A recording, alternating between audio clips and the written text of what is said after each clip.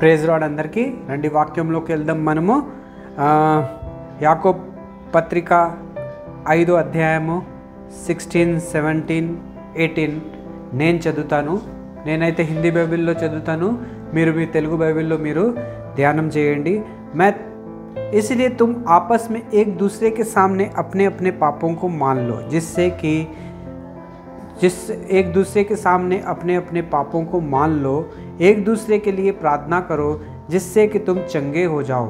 धर्मी जन की प्रार्थना से बहुत कुछ हो सकता है। एलिया भी तो हमारे ही समान दुख सुख भोगने वाला मनुष्य था, और उसने गिड़गिड़ा के प्रार्थना की कि मींह ना बरसे, और 3.5 वर्ष तक भूमि पर मींह ना बरसा। फिर उसने प्रार्थना की तो आकाश से वर्षा हुई और भूमि फलवंत हुई।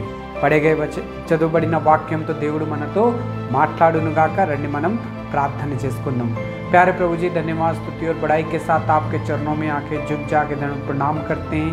समय दिया उसके लिए भी धन्यवाद देते हैं. दया करके सहायता और मदद करें, आपके विश्वास में और आपके प्रेम में प्रभु जी बढ़ाएं. प्रभु जी पढ़े गए वचन पे आशीष दे, हमसे बात करे, हमारी कमी घटियों को पूरा करे, हमें उठा के खड़ा करे. प्रभु जी मैं भी अपनी बुद्धि और ज्ञान के साथ में पवित्र आत्मा से भर के इस वचन को सुना सकूं. प्रभु जी आप मेरी भी सहायता और मदद करें. प्रार्थना विनती को प्रभु यीशु मसीह के नाम से मांगते हैं, आमीन. చాలా రోజుల నుంచి మనం ఒకే ఒక వాక్యంని మనం ధ్యానం చేస్తున్నాం. ఇది 3వ వారం.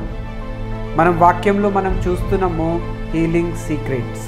అంటే స్వస్థత పొందడానికి సీక్రెట్ ఏముంది? మన అందరికీ తెలుసు, ప్రార్థన చేస్తే రోగి బాగా అయిపోతాడు అని వాక్యంలో రాయబడింది అలా. కానీ కొన్నిసార్లు మనం ప్రార్థన చేసినా కూడా ఆ రోగికి స్వస్థత రాదు. ఇంకా ఎక్కువ బాధపడుతూ ఉంటాడు, ఇంకా ఎక్కువ రోగం అయిపోతూ ఉంటాడు.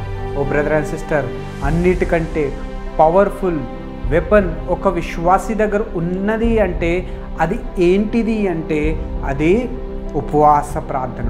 ఉపవాస ప్రార్థన చాలా పవర్ఫుల్ వెపన్. ఒకవేళ ఉపవాస ప్రార్థనలో ఉండి మనం ప్రార్థన చేస్తే దేవుడు ఆ ప్రార్థనని వింటాడు. ఎప్పుడైతే మనం ఉపవాసం ఉండి ప్రార్థన చేస్తామో మన ఆత్మీయ జీవితంలో కూడా మనం ఎదుగుతాం. ఉపవాసం ఉండి ప్రార్థన చేస్తే ఏ మనిషి కూడా ఎప్పటికీ ఫెయిల్ కాడు ఆయన లైఫ్లో. అందుకే ప్రతి వారం మనము ఉపవాసం ఉండడానికి ట్రై చేయాలి. చాలామంది విశ్వాసి ఉపవాస ప్రార్థన శుక్రవారమే ఉంటారు. మనం అనుకుంటాం నేను ఉంటున్నాను, మీరు ఉంటున్నారు అని అనుకుంటున్నారు. కానీ లోకంలో చాలామంది ఉన్నారు, వాళ్ళు ఉపవాస ప్రార్థన శుక్రవారమే చేస్తారు. శుక్రవారం రోజు ఒకవేళ ఉపవాస ప్రార్థన చేస్తే అది చాలా పవర్ఫుల్. చాలామంది విశ్వాసులు ఈ శుక్రవారమే ప్రార్థన చేస్తూ ఉంటారు. ఓ బ్రదర్ అండ్ సిస్టర్, ఈరోజు దేవుడు ఈ వాక్యం ద్వారా మనతో మాట్లాడుతూ ఉన్నాడు. మనం పోయిన 2 వారాల నుంచి మనము హీలింగ్ సీక్రెట్ చూస్తున్నాం. ఒకవేళ స్వస్థత ఒక మనిషికి రావాలంటే వాళ్ళు ఏం చేయాలా, ఎలా ఉండాలా అని వాక్యంలో మనం చదివినాము. ఒకవేళ బాగలేకపోతే రోగి ఎక్కడికి వెళ్ళాలా? ఒక పాస్టర్ దగ్గర, సేవకుల దగ్గరికి వెళ్ళాలా, ప్రార్థన చేయించుకోవాలా, ఆయిల్ ప్రార్థన చేయించుకోవాలా.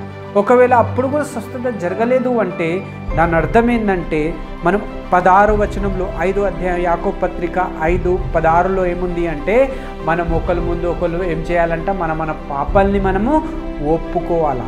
ఎప్పుడైతే మన పాపాలని మనం ఒప్పుకుంటామో అప్పుడు దేవుడు అది చూసి మనలో ఇష్టపడతాడు.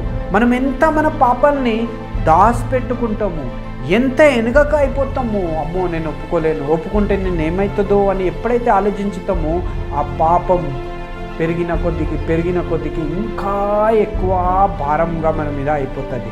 ఇంకా ఆరోగి ఇంకా అనారోగ్యంగా అయిపోతాడు. ఓ బ్రదర్ అండ్ సిస్టర్, ఈరోజు దేవుడు ఈ వాక్యంతో మనతో మాట్లాడుతున్నాడు. ఒకరి ముందు ఏం చేయాలంట, మనము మన పాపాలని మనము ఒప్పుకోవాలా. ఎలా? ఎందుకంటే నీతిమంతుడు ప్రార్థన దేవుడు వింటాడు. ఇప్పుడు కొంతమంది అంటాడు, నేను ఏం పాపం చేయలే కదా, నేను రోజు ప్రార్థన చేస్తూనే ఉన్నాను కదా. ఒకవేళ ఒక మనిషికి అన్నావు అనుకో, ప్రార్థన చేయండి అంటే చెప్తే అవును ప్రార్థన చేస్తాను, చాలా రోజుల నుంచి ప్రార్థన చేస్తున్నాను. పొద్దుగల ప్రార్థన చేస్తాను, సాయంత్రం ప్రార్థన చేస్తాను, మధ్యాహ్నం కూడా ప్రార్థన చేస్తాను. చాలా మంచిది ఒకవేళ మీరు ఈ ప్రార్థన చేస్తున్నారు అంటే. కానీ వాక్యంలో ఏం రాయబడిందంటే నీతిమంతుడు ప్రార్థన దేవుడు వింటాడు, నీతిమంతుడు ప్రార్థనకి దేవుడు జవాబిస్తాడు, నీతిమంతుడు స్వస్థత కూడా పొందుకుంటాడు. ఈ నీతిమంతుడు ఎలా అవుతాడు మనిషి? నీతిమంతుడు ఎలా అవుతాడు అంటే, ఒకవేళ అన్నమనుకో మీ పాపాలని ఒకరి ముందు ఒకరు ఒప్పుకోండి, దేవుని దగ్గర ఒప్పుకోండి అంటే నేనేం పాపం చేయలేదు కదా అంటారు. కానీ వాక్యంలో ఏముంది? మనము తల్లి గర్భంలో పుట్టినప్పుడే మనము పాపులము. ఎప్పుడైతే మనము పెరుగుతూ ఉంటాం మన వయసుతో పాటు అంత మన పాపం కూడా చేసుకుంటూ వస్తాము. ఫస్ట్ డే ఒక్క పాపం చేస్తాం, నెక్స్ట్ డే 2 పాపాలు చేస్తాం, 3వ రోజు 3 పాపాలు చేస్తాం. కొన్ని మనం తెలిసి చేస్తాం, కొన్ని తెలియక మన చేతుల్లోండి మన మనసు నుంచి ఏదో ఒకటి అయిపోతూ ఉంటాయి. అది మనకి అపవిత్రం చేసేస్తుంది. ఆ అపవిత్రం ఎప్పుడైతే మనం అయిపోతామో అప్పుడైతే మనం ఏ ప్రార్థన అయితే మనం చేస్తామో అది దేవుని సన్నిధికి చేరలేకపోతుంది. ఎందుకంటే మధ్యలో పాప గోడ అనేది వచ్చేస్తుంది. అందుకే కొన్నిసార్లు మనం ముట్టిగా ప్రార్థన చేస్తుంటే మన ప్రార్థనకి జవాబు రాదు. మనం అనుకుంటాం ఎందుకు ఈ జవాబు వస్తలేదు అని. ఎందుకు జవాబు వస్తలేదు అంటే పాప గోడ అని ఒకటి అడ్డంగా ఉంది. ఈ పాపం అని గోడని మనం తీసేయాలంటే మనం ఏం చేయాలా? నీతిమంతులు అవ్వాలా. ఈ నీతిమంతులు అవ్వాలంటే మనం ఏం చేయాలా? యేసయ్య దగ్గరికి రావాలా. యేసయ్య దగ్గరికి వచ్చి యేసయ్య సన్నిధికి వచ్చి ప్రభువా నేను పాపిని, నన్ను క్షమించు, నీ రక్తంతో కడుగు.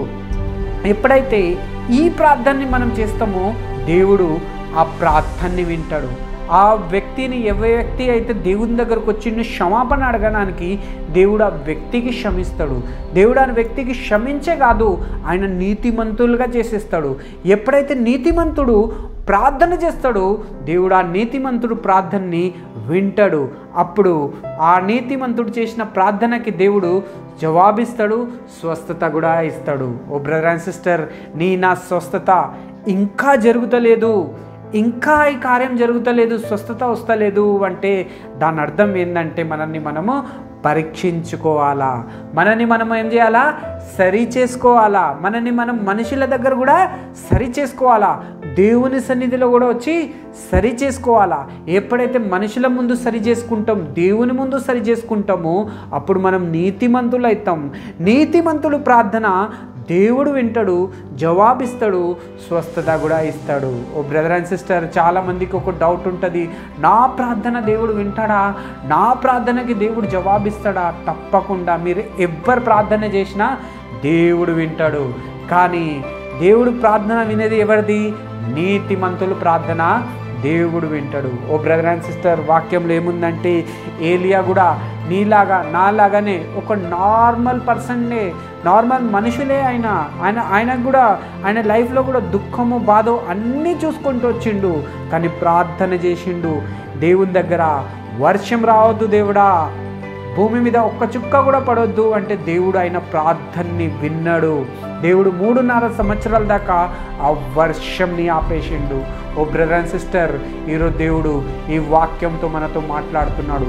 ఏలియా ప్రార్థన చేసిండు, ఏలియా ప్రార్థన దేవుడు విన్నాడు, జవాబిచ్చిండు. 3.5 సంవత్సరము వర్షం రాకుండా చేసేసిండు. ఈ 3.5 సంవత్సరం వర్షం పడలేదు. ఎంతో కష్టం మనుషులు చూసినారు. ఓ బ్రదర్ అండ్ సిస్టర్, ఒకవేళ నీ జీవితంలో నా జీవితంలో కూడా ఒకవేళ ఈ కష్టం, బాధ, ఈ రోగం ఒకవేళ మన జీవితంలో ఉంది అంటే దాని అర్థం ఏంటంటే దేవుడు మన కోసము ఒక టైము అరేంజ్ చేసి పెట్టిండు. ఏ టైంలో నీకు స్వస్థత వస్తుంది, ఏ టైంలో నీ జీవితంలో అద్భుతం జరగాల అని దేవుడు నీ కోసం కూడా ఒక టైం అనేది పెట్టిండు. ఓ బ్రదర్ అండ్ సిస్టర్, 3.5 సంవత్సరాల తర్వాత మళ్ళీ ఏలియా ప్రార్థన చేసిండు. మళ్ళీ ఏలియా ప్రార్థన చేస్తే మళ్ళీ దేవుడు ఆయన ప్రార్థనని విని మళ్ళీ జవాబిచ్చిండు. మళ్ళీ 3.5 సంవత్సరాల తర్వాత మళ్ళీ వర్షాలు స్టార్ట్ అయిపోయినాయి. ఓ బ్రదర్ అండ్ సిస్టర్, 3.5 సంవత్సరాల తర్వాత మళ్ళీ వర్షాలు మొదలైనాయి. మళ్ళీ ఫలించడము, మొదలైంది. ఓ బ్రదర్ అండ్ సిస్టర్, ఈరోజు దేవుడు ఈ వాక్యంతో మాట్లాడుతున్నాడు. ఇప్పుడు ఏలియా ప్రార్థన దేవుడు విన్నాడు. వర్షంని ఆపేసిండు, వర్షంని ఇచ్చేసిండు. ఎందుకు ఏలియా ప్రార్థనే విన్నాడు? ఎందుకంటే ఏలియా నీతిమంతుడు, ఆయన సృష్టికర్త దేవుడు అని ఆయన నమ్మిండు. ఆయనకు విశ్వాసం ఉండే, నా దేవుడు నా ప్రార్థనని వింటాడు, నేను నమ్ముతున్నాను ఆ దేవుడు ఏదైనా చేయగలుగుతాడు అని. ఏలియా లైఫ్లో ఏముండే అంటే ఆ విశ్వాసం లేదు ఏలియాకి. ఏలియాకి ఏముండే? విశ్వాసం ఉండే. ఎప్పుడైతే మనం విశ్వాసంతో ప్రార్థన చేస్తామో దేవుడు నీ ప్రార్థన నా ప్రార్థన కూడా వింటాడు. ఏలియాకి ఏ దేవుడైతే ప్రార్థన విని జవాబిచ్చి వర్షంని ఆపిండు, వర్షంని మళ్ళీ ఇచ్చిండు, ఆ దేవుడే, ఆ ఏలియా దేవుడు ఈరోజు నీకు నాకు కూడా ఆ సేమ్ దేవుడే అయి ఉన్నాడు. ఆ దేవుడు ఈరోజు నీతో నాతో కూడా మాట్లాడుతున్నాడు. ఏలియా ప్రార్థన చేస్తే నేను జవాబిచ్చినాను, నువ్వు ప్రార్థన చేస్తే నేను జవాబిస్తాను, నీకు కూడా స్వస్థతని ఇస్తాను. ఎలా ఇస్తాను? ఎప్పుడైతే నువ్వు నీ పాపాలని ఒప్పుకుంటావు, ఎప్పుడైతే నువ్వు ఒకరి గురించి ఒకరు ప్రార్థన చేసుకుంటావు, నువ్వు ఎప్పుడైతే నీతిమంతుడైతావో అప్పుడు నేను నీ ప్రార్థన వింటాను, నీకు స్వస్థత కూడా ఇస్తాను, నీ జీవితంలో అద్భుతం కూడా చేస్తాను. ఓ బ్రదర్ అండ్ సిస్టర్, 3.5 సంవత్సరాల దాకా వర్షం పడలే. అందరు చాలా కష్టపడ్డారు, నీళ్ళు లేక. జంతువులు కష్టపడ్డారు, అయ్యో నీళ్ళు తాగడానికి లేవు అని. మనుషులు కష్టపడ్డారు, నీళ్ళు లేవు అని తాగడానికి. మనకు 1 సంవత్సరం దాకా నీళ్ళు ఆగిపోతే మనం ఎవరు బతకలేము, తల్లాడిపోతాం. కానీ 3.5 సంవత్సరాల దాకా దేవుడు వాళ్ళకి వర్షాన్ని ఆపిండు. ఓ బ్రదర్ అండ్ సిస్టర్, కొన్నిసార్లు మన రోగం కూడా అలాగే ఉంటుంది. కొన్ని సంవత్సరాల నుంచి దేవుడు మన జీవితంలో స్వస్థతని ఆపిండు. స్వస్థతని ఎందుకు ఆపిండు అంటే దేవుడు నీ దగ్గర నుంచి నా దగ్గర నుంచి కోరుకుంటుంది ఏంటంటే నువ్వు నీతిమంతుడు అవ్వాలా, నువ్వు ప్రార్థన చేయడం నేర్చుకోవాలా, నువ్వు విశ్వాసం, నా దేవుడు నాకు బాగా చేస్తాడని విశ్వాసంలోకి రావాలా, నీతిమంతుడు అవ్వాలా, పాపాలని ఒప్పుకోవాలా, సరి చేసుకోవాలా, ఒకరి కోసం ఒకరు ప్రార్థన చేయడమే నేర్చుకోవాలా. ప్రార్థన అనేది మనది ఎలా ఉండాలా? మన కోసం కాదు, మనకే అన్ని మంచిగా జరగాల అలా కాదు. నీ శత్రువుల కోసం కూడా ప్రార్థన చేసుకోవాలా. ఒకరికి కీడు చేసి ఉంటే వాళ్ళ గురించి కూడా ప్రార్థన చేయాలా. ప్రభువా నన్ను క్షమించు, వీళ్ళకి నేను కీడు చేసినాను, ప్రభువా నన్ను క్షమించు, నీ రక్తంతో కడుగు. కొన్ని తెలిసి తెలియక నేను పాపాలు చేసేసినాను, కొన్ని ఇష్టంతో చేసినాను ప్రభువా, నేను పాపంలో పడిపోయినాను, నన్ను క్షమించు. ఈ ప్రార్థన ఒకవేళ చేస్తే దేవుడు మన ప్రార్థనని కూడా వింటాడు, నీతిమంతుడు చేస్తాడు. వాక్యంలో ఏముంది? ఎప్పుడైతే మళ్ళీ ఏలియా ప్రార్థన చేసిండో దేవుడు ఆకాశం నుంచి మళ్ళీ వర్షంని పంపించిండు. ఓ బ్రదర్ అండ్ సిస్టర్, మళ్ళీ భూమి ఫలించడం స్టార్ట్ అయిపోయింది. 3.5 సంవత్సరాలు కరువుని చూసినారు, మళ్ళీ విశ్వాసంతో ప్రార్థన చేస్తే మళ్ళీ ఫలించినారు. ఓ బ్రదర్ అండ్ సిస్టర్, నీ జీవితంని కూడా దేవుడు ఫలించేలాగా చేసేస్తాడు. నీ జీవితంలో కూడా స్వస్థత జరుగుతుంది, నీ జీవితంలో కూడా దేవుడు అద్భుతం చేస్తాడు. నీ ప్రార్థన కూడా దేవుడు వింటాడు, జవాబు కూడా ఇస్తాడు. ఏలియా కూడా ప్రార్థన చేసిండు, దేవుడు విన్నాడు, జవాబునిచ్చిండు. వర్షంని ఆపిండు, మళ్ళీ వర్షంని ఇచ్చిండు. ఏలియా దేవుడే ఈరోజు నీకు నాకు కూడా సేమ్ దేవుడై ఉన్నాడు. నీ ప్రార్థన నా ప్రార్థన కూడా దేవుడు వింటాడు. మనం అనుకుంటాం ఆయన ఏలియా ప్రవక్త అందుకే ఆయన ప్రార్థన విన్నాడు. కాదు, ఏలియా ప్రవక్త అని కాదు, ఏలియాకి విశ్వాసం ఉండే. నిజమైన దేవుడు ఈయనని, నా ప్రార్థనని వింటాడు, జవాబిస్తాడు, నమ్మిండు. అందుకే ఏలియా ప్రార్థనని దేవుడు విన్నాడు. ఈరోజు నీ దగ్గర నా దగ్గర కూడా దేవుడు ఇదే కోరుకుంటున్నాడు. మనకు కూడా విశ్వాసం ఉండాలి.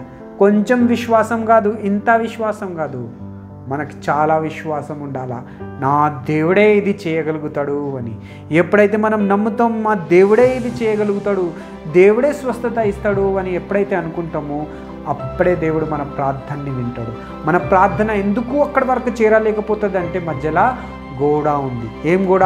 పాపం గోడ ఉంది. ఆ గోడని తీసేయాలంటే మనం ఏం చేయాలా? నీతిమంతుడు అవ్వాలి. నీతిమంతుడు అవ్వాలంటే ఏం చేయాలా? మన పాపాలని మనము ఒప్పుకోవాలా దేవుని దగ్గర. ప్రభువా నన్ను క్షమించు, నీ రక్తంతో కడుగు. నేను తెలిసి తెలియక పాపాలు చేసినాను, కొన్ని తెలిసి చేసినాను, ఇష్టంతో చేసినాను ప్రభువా. నేను ఎన్నో సంవత్సరాల నుంచి ప్రార్థన చేస్తున్నాను, నీ దగ్గర నా ప్రార్థన చేరుకోలేకపోతుంది. ఎందుకంటే పాపం గోడ అని అడ్డం ఉంది. ఆ పాపం గోడ అని తీసేసే ప్రభువా. నేను నా పాపాలని నేను ఒప్పుకుంటున్నాను ప్రభువా, నన్ను క్షమించు. ఎప్పుడైతే ఈ ప్రార్థన చేస్తామో దేవుడు ఆ గోడని తీసేస్తాడు, క్షమిస్తాడు, నీతిమంతుడు చేస్తాడు, నీ ప్రార్థన వింటాడు, జవాబిస్తాడు, నీకు స్వస్థత కూడా ఇస్తాడు. దేవుడి ఈ వాక్యంతో మనతో మాట్లాడను గాక. God bless you.